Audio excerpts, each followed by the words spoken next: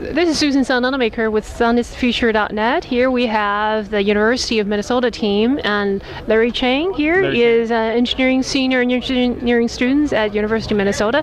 Larry, tell us a little bit about your learning experience from participating in American Solar Challenge. The University of Minnesota Solar Vehicle Project has taught me pretty much everything I know about engineering. Because honestly, when I go through all my classes, I get to learn about all the theory and everything, but I never actually get to apply it until I work on this kind of club style activity. And when I started back 3 years ago, I honestly would say I know a lot less about actually being a real engineer, and everything I know about building, designing, and taking things to manufacture, testing, and actually creating a live running vehicle or anything at all, I've learned from this project. Fantastic. So let all the students out there and professors hear this. And what about in terms of, let's say, how many, was it more than half or less than half of your members are new or Well, what happens with our team is we generally have about 40 members at all times, and it kind of grows and shrinks depending on the summer or when people are available. Throughout the entire project, I would say we have somewhere around 100, 200 people that actually come in and out of our project, but our dedicated core is about 40 people. And of those people, we have all sorts of people that are of all age ranges. What it comes down to is if you're willing to learn, if you're willing to work on something and apply your excellence to our team, you'll quickly become somebody that we begin to rely on.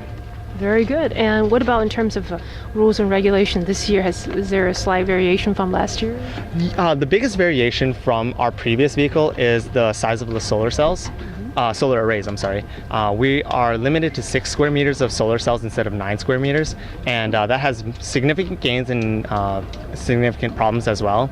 The biggest gain is you have less array space, so you can start designing a more aerodynamic car. You don't have to have flat parts of the solar cells pointing at the sun. However, because you have less solar cells, you have less power. So this year we're actually using sun power cells, which are some of the best on the market. And using 3M encapsulation, we've actually got a very, very powerful array that's stronger than our array last time.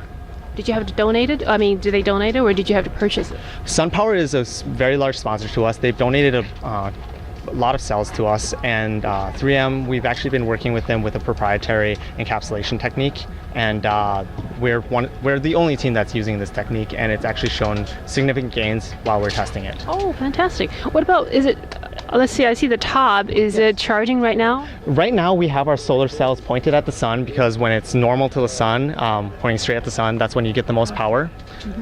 And what we do is we put that on top of the car when we're actually racing, but at the beginning of the day and at the end of the day, you're allowed a few hours of charging time, so we try to get the most power we can.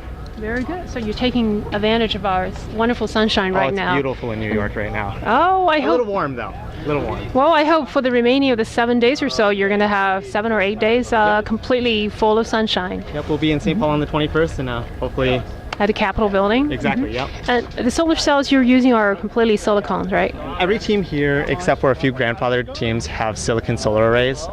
All sorts of different kinds, but it seems like out of the top competitors, SunPower cells are the ones that are on top.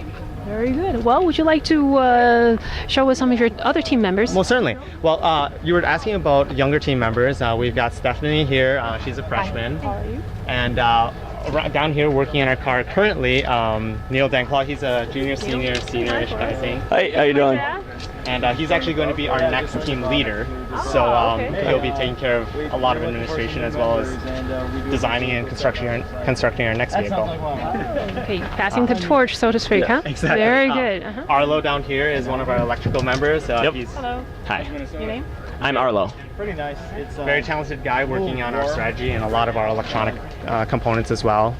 Let's see. We got all sorts of people just kind of running around doing their own thing because we are still unpacking for this right now. Okay. Well, thank you very much. I really appreciate this interview, and best of luck to all of you. Thank you very much. Okay, signing out, Susan Sun Nunamaker with sunisthefuture.net here at beautiful sunny state of New York, and right here, Rochester, New York, with American Solar Challenge 2012. Thank you.